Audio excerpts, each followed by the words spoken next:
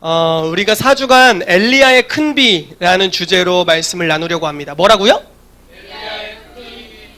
다행스럽고도 감사하고 예언적인 것이 비가 내리고 있다라는. 그리고 오늘 남부지방부터 큰 비의 소식이 있는, 남부지방부터 시작된 비가 중부지방까지 와서 내일 한 오후 정도에 그친다고. 네, 좋은 아주 예언적인 상징인 것 같습니다. 특별히 저희 4주간 열왕기상 17장과 18장 말씀을 토대로 우리가 좀 메시지를 나누려고 합니다. 엘리야의 사역 장면이 담겨 있는 이제 메시지고요. 오늘은 이런 주제로 말씀을 나눌 거예요. 하나님의 시즌을 알고 반응하는 사람. 다시 한번 같이 해볼까요? 시작. 네, 하나님의 시즌을 알고 반응하는 사람에 대해서 강희훈 씨 말씀을 나누도록 하겠습니다. 다음 주는 이바울 목사님께서 이제 말씀을 또 나눠주실 거고요. 아마 예배에 대한 포커스를 맞춘, 아직 주제는 제가 못 들었는데 바울 목사님께서 아주 강력한 메시지를 선포해 주실 거라고 믿고요. 세 번째 주, 이제 다음 주 말고 다다음 주에는 약속 위에 무릎 꿇는 기도라는 주제로 말씀을 또 나눌 거고요. 네 번째 주는 예언의 성취, 성령의 권능을 힘입은 순종, 이렇게 해서 4주간 말씀을 나누려고 합니다. 여러분, 열왕기상 17장과 18장을 한번 펴보시겠어요?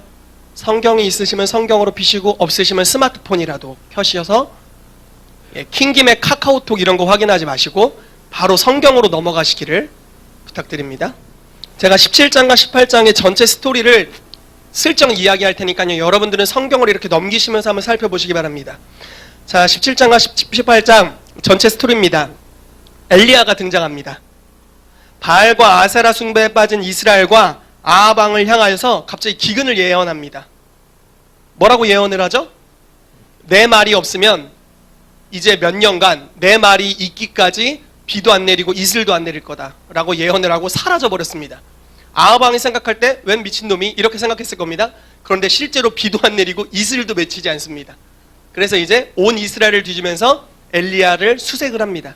그런데 하나님께서 이렇게 말씀하시죠. 엘리야에게 그리 시냇가에 숨어라. 내가 까마귀를 데려다가 너한테 먹을 것을 공급하겠다 라고 말씀하셨고, 실제로 엘리야가 그리 시냇가에 숨어서 까마귀가 가져다주는 떡과 고기를 먹습니다. 까마귀가 가져다주는 떡과 고기라. 그러다가 기근이 얼마나 심했는지 먹고 있었던 그 시냇가에 물이 다 말라버렸습니다. 그리고 나서 하나님이 이렇게 말씀하십니다. 사르밧이라는 곳에 가라. 사르밧 맞죠? 사르밧이라는 곳에 가라. 그러면 내가 너를 섬기도록, 공개하도록 어떤 과부에게 명령을 하였느니라 라고 해서 사르밧에 갔습니다. 자기를 누가 섬겨줄 줄 알았는데 어떤 과부 한 명이 있는 겁니다. 곧 먹고 자살하려고 했던 마지막 식량이 있었습니다. 이 과부는 하나님이 이 과부에게 나타나셔서 엘리야를 먹이라고 말씀을 들은 적이 없는 과부. 그런데 하나님은 분명히 저 사람이 너를 먹일 과부니라 라고 말씀하신 그 과부를 만납니다. 되게 웃긴 스토리죠. 그래서 대뜸 가가지고 엘리야가 그 마지막 먹고 죽으려고 하는 거, 그거 나한테 넘겨라. 이 얼마나 나쁜 소리입니까? 어쨌든 엘리야는 뭐 얘기합니다. 얘기해서 곧 네가 먼저 먹지 말고 나부터 먹자, 이렇게 얘기하는 겁니다. 그래서 이제 그거를 이제 나에게 먼저 주라라고 하면서 예언을 해줍니다.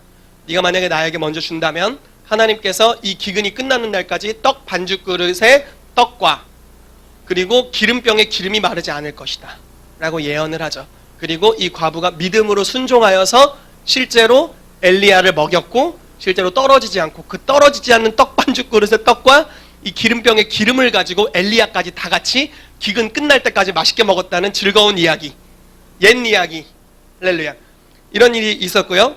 그리고 나서 뭐 그 아들이 죽고 엘리사가 기도해서 부활하는 사건이 이제 나오고요. 이제 18장으로 넘어갑니다. 자, 이제 성경을 18장으로 넘기십시오. 그 이유라고 나오는데 그 이유라는 것은 3년 뒤입니다. 3년 뒤에 갑자기 하나님께서 엘리야에게 말씀하십니다. 이제 내가 지면에 비를 내리겠다. 그래서 엘리야가 아합에게 이제 자기를 나타냅니다. 그리고 나서 이렇게 이야기를 합니다. 갈멜산으로 바알 선지자들 450명? 기억이 안 나네요. 바알 선지자와 아세라 선지자 850명을 갈멜산으로 불러들여서 나와 한번 대면하자 라고 이야기를 합니다. 그래서 아마 제 생각에는 바알 선지자 450명, 아세라 선지자 400명이 다 와서 850명이었고요. 이스라엘에 싸움 구경하러 온 수많은 영혼들이 있었고요. 아마 아합 왕도 그 자리에 있지 않았나 싶습니다. 그래서 수많은 군중과 선지자 850대 1의 싸움이 벌어지게 되죠. 그리고 나서 바알 선지자와 아세라 선지자에게 먼저 엘리야가 너희가 먼저 제사해라. 그래서 불로응답하는 신이 진짜 하나님이다 라고 이야기를 하면서 내기를 합니다. 아침부터 예배를 드립니다. 선지자들이. 그런데 아무 응답이 없습니다. 점심까지 예배 드립니다. 저녁까지 막 자기를 학대하면서 예배를 드립니다. 그러면서 이렇게 조롱을 하는 거죠. 니네 신은 자냐? 조냐? 이러면서 이러면서 조롱을 합니다. 그러다가 이제 그들이 포기합니다. 그리고 엘리야가 저녁 소제 드릴 때 이스라엘 백성을 다 앞으로 불러드립니다. 이미 그 바알이라는 신은 거짓 신이라는 것이 그 불로 응답이 안 돼서 사람들이 거의 알고 있는 것 같습니다. 그런 환경 안에서 엘리야가 이스라엘 백성을 다 가까이 오라고 합니다. 그래서 이제 이스라엘 12지파의 이름을 따라 돌들을 취하고 여호와의 제단, 무너졌던 제단을 다시 한번 쌓습니다. 그리고 거기에 재물을 이렇게 각을 떠서 올려놓고요. 물을 엄청 붓습니다. 도랑을 만들어서. 그래서 재물과 그 제단 전체가 물에 흠뻑 젖어 있습니다. 그리고 주님께 엘리야가 기도하죠. 주님, 불을 내려주십시오. 주님이 나를 보내셔서 선지자 노릇하게 하시는 것과 주님이 이스라엘 백성을 주님께로 돌이키게 하신다는 것을 알게 하여 주십시오라고 선포하면서 기도합니다. 그 즉시 하늘에서 불이 응답되어서 불이 떨어지고 재물과 제단의 물까지 다 살려버리는, 물을 증발시켜버리는 하나님의 불의 역사가 있었습니다. 그리고 나서 엘리야가 이렇게 말하죠. 선지자들을 다 죽여라. 그랬더니 이스라엘 백성이 그냥 선지자들을 다 죽여버립니다. 그리고 나서 아합 왕에게 이렇게 말합니다. 큰 비의 소리가 있습니다. 마차를 타고 가십시오. 왜냐면 가는 길에 왕이시여 비 올 테니까 이제 마차 타고 가십시오 라고 예언을 합니다. 그런데 바로 비가 오지는 않습니다. 엘리야가 무릎을 꿇고 기도를 하기 시작합니다. 그 무릎 꿇는 자세가 이스라엘 여인들이 해산할 때 취하는, 아이를 낳을 때 취하는 자세였습니다. 즉 비를 출산하는 기도를 하게 됩니다. 주님, 예언을 통해서 우리 가운데 하나님 음성으로 큰 비가 있을 거라고 말씀하셨는데 제가 그 약속을 내 마음에, 내 영에 품습니다. 하나님의 씨앗으로 품습니다 라고 하며 해산하는 자세를 취하고 기도를 합니다. 한 번 기도하고 종에게 바다 쪽을 보라고 했지만 아무 변화가 없습니다. 7번째까지 가보라고 했을 때 7번째에 손바닥만한 구름이 일어나는 것을 봅니다. 그리고 나서 저게 하나님의 비를 내리신다는 응답이구나 라는 것을 알게 되고 엘리야가 하나님의 권능을 힘입어서 갑자기 뜁니다. 뭔가 포레스트 검프 같은데 뭔지 알아요? 막 뜁니다. 뛰는데 하나님의 권능을 입으면서 뛰니까 이게 얼마나 빨랐는지 아합 왕은 아까 출발했는데 아합 왕을 따라잡습니다. 마차를 따라잡아서 아합 왕이랑 이야기하면서 이스라엘이라는 지역까지 뛰면서 같이 갑니다. 그리고 가는 길에 비가 계속 내리는 스토리, 이게 17장과 18장에 있었던 스토리입니다. 여러분, 질문을 하나 드려볼게요. 엘리야는 하나님의 음성을 들은 대로만 움직였습니까? 들은 것도 있고 안 들은 것도 있습니까? 바알 선지자와 아세라 선지자를 갈멜산으로 모이라고 한 것은 하나님의 음성이었습니까? 엘리야가 이야기한 겁니까? 예, 그런 것 같죠? 엘리야가 들은 음성은 5가지입니다. 17장 2절에 4절 그리 시냇가에 숨어 지내라 라는 음성을 들었고요. 17장 8절 9절 사르밧 과부에게 가서 공궤를 받으라 라는 음성을 들었고요. 17장 14절 기근 때에 기름병과 떡 반죽 그릇이 마르지 아니하리라. 본인이 이제 예언한 하나님의 음성이었고요. 18장 1절에 아합에게 보여라. 비를 사면에 내리리라 라는 음성을 들었습니다. 그런데 여러분, 엘리야는 하나님의 음성을 듣는 사람이었지만 모든 것을 하나님의 음성을 따라 움직이진 않습니다. 그런데 신기한 것은 엘리야는 그때그때마다 하나님의 영적 기류, 자기를 다스리고 있는, 자기와 관계 맺고 있는, 자기와 연결되어 있는, 또는 자기가 속해 있는 하나님의 나라의 영적 계절이 어떻게 변하는지를 감지합니다. 그리고 그 계절에 따라 움직입니다. 그리 시냇가에 주님이 가라고 했습니다. 거기서 갑자기 막 바알 선지자랑 싸웁니까? 아니죠. 거기서는 그냥 까마귀가 주는 것만 먹고 지냅니다. 이게 그 시즌에 본인이 해야 될 역할이었습니다. 사르밧 과부에게 갔을 때 어떻게 합니까? 그 마지막 있는 거 뺏어 먹고 축복해주고 거기서 주는 거 먹고 지냅니다. 이것이 그가 그 영적 계절에 해야 될 역할이었습니다. 아합왕에게 비가 내릴 거라고 예언한 다음에 있었던 하늘에서 불이 떨어지는 사건, 비가 오기까지 기도하는 사건, 이것도 구체적인 음성은 없었습니다. 그렇지만 이 영적 계절이 변화되는 것을 보면서 하나님이 계절을 이렇게 바꾸시니까 나도 계절에 맞는 옷을 입어야겠구나 라고 하면서 행동한 것입니다. 잘 보십시오. 우리가 여름에서 가을이 되면 뭐가 바뀝니까? 사람들이 반팔에서 긴팔로 바뀌죠. 지금도 약간 아직까지 여름으로 주장하고 계시며 반팔을 입으신 분이 몇몇 계시지만 어쨌든 거의 대부분이 긴팔로 바뀌고 있습니다. 네, 할렐루야, 할렐루야, 자매님 할렐루야, 반갑습니다. 네, 어찌됐건 계절이 바뀌면서 그에 맞는 옷을 입었다라는 것이죠. 다니엘서 2장 말씀에 하나님은 때와 계절을 바꾸신다라고 나옵니다. 여러분 믿으십니까? 영적 계절이 계속 바뀝니다. 그런데 엘리야는 하나님의 선지자로서 음성을 들을 뿐만 아니라 계절이 바뀔 때마다 그 바뀐 계절의 옷을 입었다라는 겁니다. 우리도 그렇게 해야 된다라는 거죠. 여러분 역대상 12장 32절에 다윗에게 항복했던 용사들의 명칭이 나오는데 그 중에 하나가 이사갈 자손입니다. 제가 말씀을 읽어드릴게요. 이사갈 자손 중에서 시세를 알고 이스라엘이 마땅히 행할 것을 아는 우두머리가 200명이니 그들은 그 모든 형제를 통솔하는 자이며 라고 나옵니다. 자, 이사갈 지파의 특징은 두 가지입니다. 첫 번째, 시세를 압니다. 즉 계절의 변화를 감지합니다. 하나님이 이스라엘에 이런 영적 계절을 준다라고 하면 그 계절의 변화를 정확하게 감지해냅니다. 바뀌었네. 지금은 영적인 가을이야, 추수야, 이렇게 감지하는 거죠. 그리고 두 번째, 무엇을 하냐면요, 계절에 맞게 무슨 옷을 입고 행동해야 될지를 정확하게 알고 있습니다. 가을이네? 그러면은 추수해야겠다라고 추수를 하는 자들이죠. 전쟁할 때네? 전쟁하는 것을 이스라엘에게 가르치고 전쟁을 준비시켜서 함께 전쟁을 하는 것입니다. 이것이 이사갈 지파에게 주셨던 특별한 기름 부으심이자 성품이자 특징이었습니다. 제가 믿기로는 이 4주간의 기간에 하나님이 우리에게 이걸 주기를 원하십니다. 이사갈 지파의 기름 부으심, 이들의 성품, 이들의 성향을 우리 가운데 주기를 원하십니다. 여러분들 가운데 이제 계절이 바뀔 겁니다. 교회의 계절도 바뀌었습니다. 9월과 10월 완전히 달라졌어요, 지금 계절이. 그리고 11월 또 달라질 겁니다. 12월은 또 달라질 거예요. 하나님께서 교회의 계절을 계속 바꿔가십니다. 그런데 여러분들이 그 계절의 변화를 감지하실 수 있어야 됩니다. 아멘. 기름 부으심을 감지하고 받는 것만으로는 여러분 부족합니다. 그냥 오늘 임하는 은혜에 반응하는 것 이상의 것이 우리에게 필요합니다. 그 달, 그 연도에 하나님이 어떻게 역사하시는지를 우리가 감지하고 그에 따라 반응할 줄 알아야 되는 줄로 믿습니다. 아멘. 아멘. 할렐루야. 하나님께서는 이러한 계절의 변화를 통해서 세상을 바꿔가세요. 설명을 하나 드려볼게요. 아담과 하와 때 에덴 동산이 있었죠. 동산이 있었죠. 동산에 아담과 하와가 살고 있었습니다. 제가 믿기로는 개인적인 신앙이지만 아마 성경적이라고 생각하고요, 에덴 동산은 하늘과 연결되어 있었던 것 같습니다. 에덴 동산에서부터 강이 발원하여 흘렀다고 합니다. 강의 시작이 에덴에서부터 시작됐어요. 이해되세요?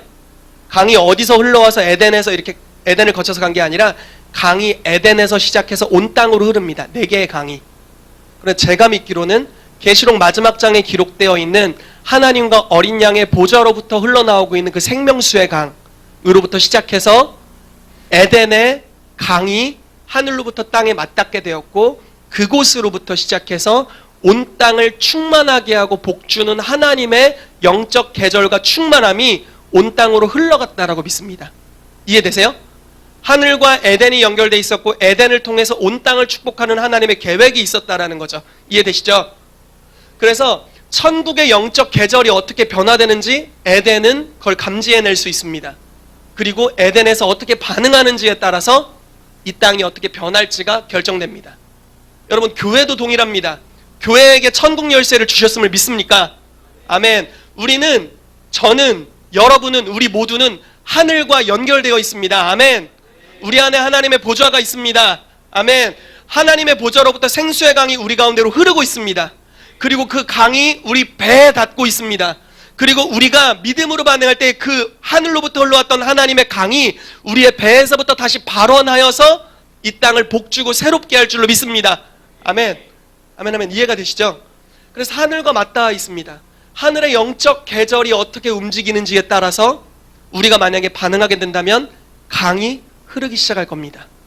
그리고 우리가 더 반응한다면 그 계절의 영향력이 처음엔 난 사람이었을 텐데 이제 두세 사람, 세네 사람, 10사람, 20사람, 30사람, 30사람, 40사람, 50사람, 100사람 이렇게 더 영향력이 커져가면서 이 한 사람이 반응하는 영적 계절 가운데 더 많은 사람들이 들어가게 될 것입니다.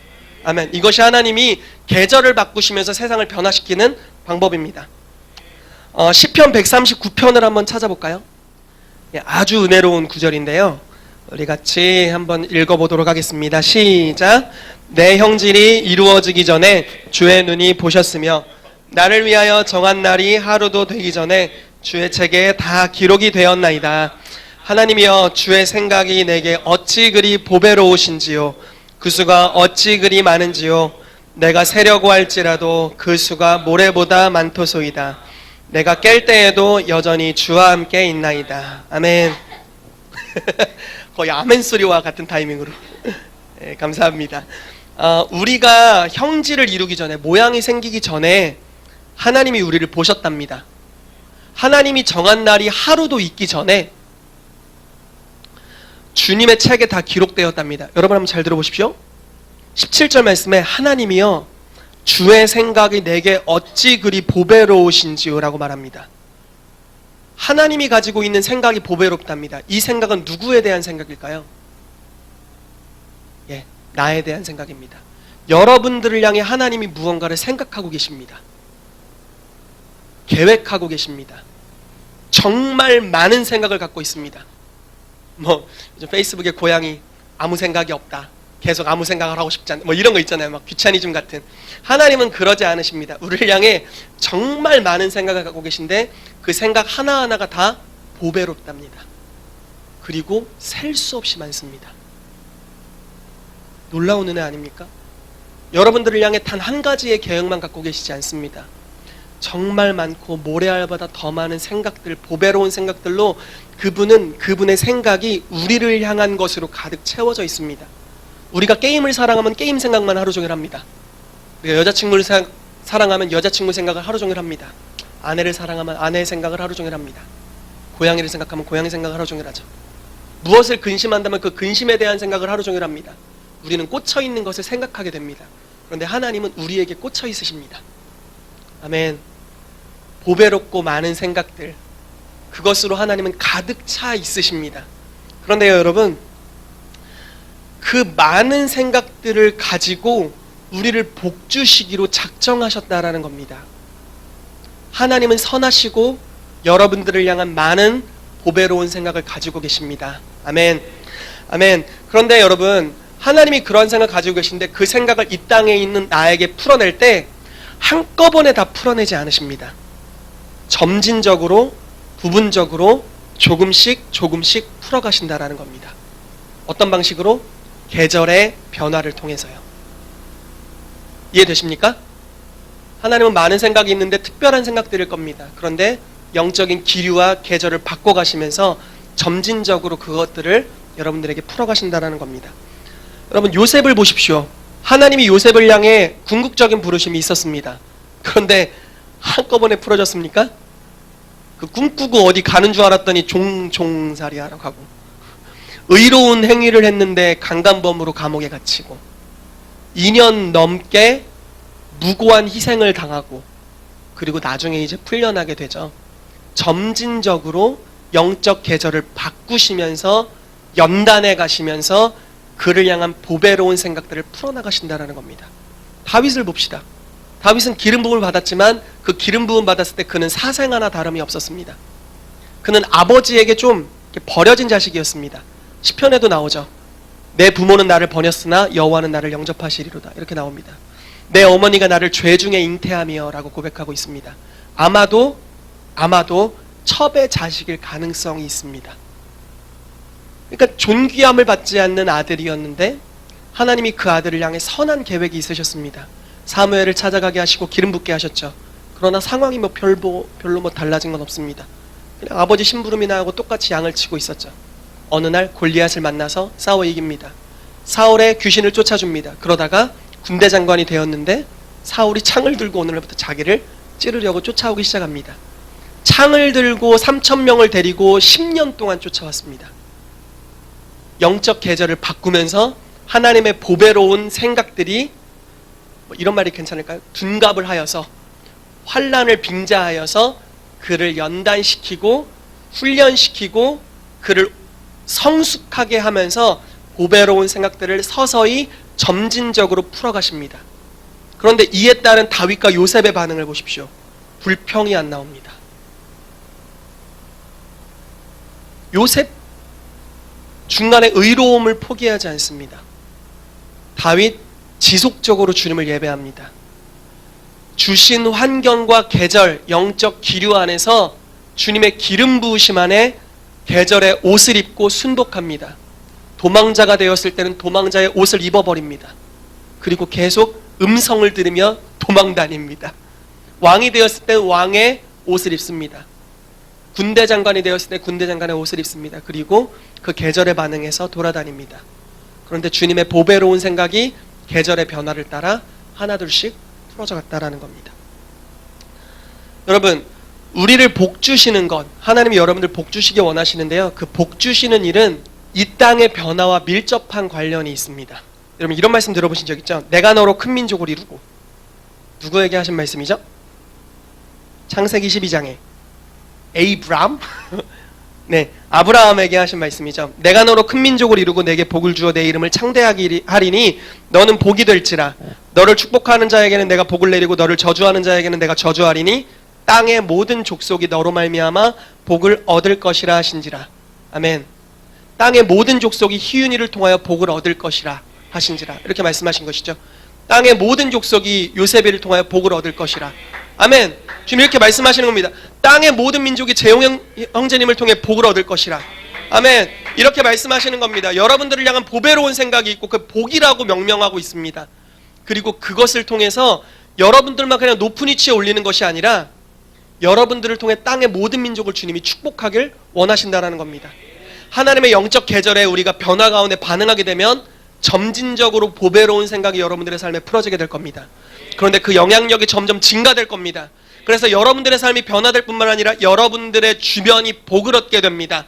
아멘. 야곱을 통해서 라반이 복을 얻었습니다. 아멘입니까? 라반이 처음에 소유가 작았답니다. 외삼촌 라반이. 그런데 야곱을 통해서 복을 얻습니다. 요셉을 통해서 보디발의 집이 복을 얻었습니다. 아멘. 요셉을 통해서 애굽 전체가 부강한 나라가 되었습니다. 다윗을 통해서 이스라엘은 가장 강력한 강대국이 됩니다. 한 사람을 복 주시는 것이 아니라 그 사람을 통해서 열방을 축복하길 원하시는 아버지의 마음이 담겨 있다는 겁니다. 그런데 그것이 어떤 방식으로 오느냐? 계절의 변화를 통해서 오게 되고 계절의 변화에 반응한 줄 아는 이사갈 지파와 같은 사람들을 통해서 그것들이 점진적으로 우리의 삶 가운데 풀어지게 된다는 겁니다. 아멘. 때로는 하나님의 영적 계절에 반대가 부딪힙니다. 시즌이 바뀌었는데 반대가 찾아옵니다. 마가복음 4장과 5장을 보면요, 예수님께서 이렇게 말씀하세요. 산상수훈이 4장에 있습니다. 마가복음 4장에 산 위에서 쉽게 말해 열심히 설교를 하셨습니다. 그리고 병자들을 고칩니다. 예수님이 이렇게 말씀하십니다. 바다 건너가자. 그분이 말씀하시면 시즌이 온 겁니다. 이제 바다 건너서 선교해야 될 시즌이 온 겁니다. 그럼 거기에는 그 동네에 도착하면 기름 부으심과 권위와 능력과 풍성함이 다 거기 있을 겁니다. 그런데 가게 됩니다. 제자들이 바다니까 바다를 건너서 배를 저으면서 가고 있습니다. 그런데 갑자기 바다로 건너서 갈 방향과는 반대되게 풍랑이 오고 있습니다. 맞바람이 칩니다. 파도가 일렁이어서 배 위로 다 엎어져서 들어오게 됩니다. 순종했다가 봉변당했습니다. 이런 경우들이 가끔은 있습니다. 계절에 따라 반응하는데 오히려 맞바람이 올 때가 있습니다. 제자들이 예수님을 깨웠죠. 그리고 예수님께서 바람과 바다를 꾸짖으셨습니다. 그리고 가던 길을 계속 갑니다. 돌파해낸 것이죠. 도착하자마자 어떤 일이 있었습니까? 거라사 광인이 있었는데 제 발로 걸어와서 예수님께 돼지떼에게 축사해달라고 합니다. 제 발로 걸어왔습니다. 그리고 가는 길에 회당장 야이로의 딸이 죽었다는 소식을 듣게 되고요.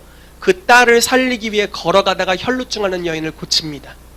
그리고 가다가 야이로의 딸을 달리다굼 해서 부활시킵니다. 그를 통하여 그 동네 전체가 예수님께로 돌아오는 일이 있었습니다.